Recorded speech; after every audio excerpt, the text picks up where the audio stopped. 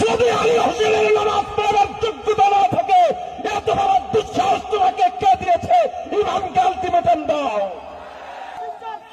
এই কুয়াকাটায় যারা মুসলমান দাবি করেন, আমি দল বুঝি না, আমি দল বুঝি না। এই কুয়াকাটায় যারা মুসলমান, আপনি যেই দলের হয়ে থাকেন, আপনার উপরে ইমানি দায়িত্ব, আপনার জন্য অবশ্য করণীয়। কুয়াকাটা সাগর পার মসজিদে এখন খবর এলো, কি কইছিল? আমাদের ইমাম সাহেব মুস্তফা ভাই নরম মানুষ, মহিপুর উলামা ঐক্য পরিষদের সেক্রেটারি, বাংলাদেশ কওমি মাদ্রাসা শিক্ষা বোর্ড বেফাকের মহিপুর থানার সেক্রেটারি,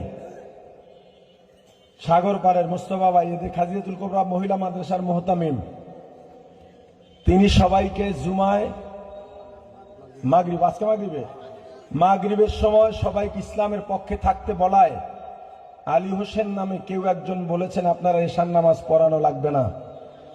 ঠিক আছে, পড়াবে না। মুস্তফা ভাই যে বেতন পেতেন ওখান থেকে আমি দেব, এখন থেকে এই আলী হোসেনকে এসে নামাজ পড়াবে।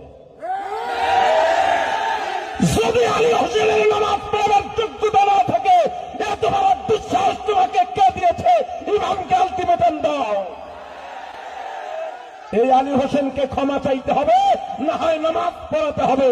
এই দুই গতির বাইরে নয়।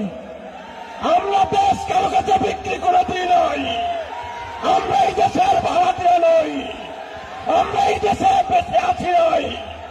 আমাদের উপরে অত্যাচার করা হবে, আমাদেরকে নির্যাতন করা হবে, মুখ বুঝে সহ্য করা হবে না।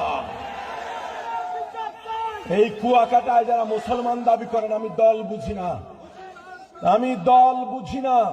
এই কুয়াকাটায় যারা মুসলমান, আপনি যেই দলের হয়ে থাকেন, আপনার উপরে ইমানি দায়িত্ব, আপনার জন্য অবশ্য করণীয়। যে ইমামকে বলেছে এশা পড়াতে হবে না, ইসলামের পক্ষে থাকার কারণে দৃষ্টান্তমূলক তার শাস্তি হতে হবে। এটা ইসলামের বিরুদ্ধে সরাসরি বিদ্রোহ ঘোষণা করছে, ইসলামের বিরুদ্ধে দাঁড়িয়েছে, রাসূলের বিরুদ্ধে দাঁড়িয়েছে। ৯৮% মুসলমানের দেশে ইসলাম বিদ্বেষী কাউকে দাঁড়াতে দেব না। আপনাদের কাছে রেখে গেলাম, এশার নামাজও মুস্তফা ভাই পড়াবেন। এর ব্যতিক্রম যদি হয়, কুয়াকাটা কারবালা হয়ে যাবে।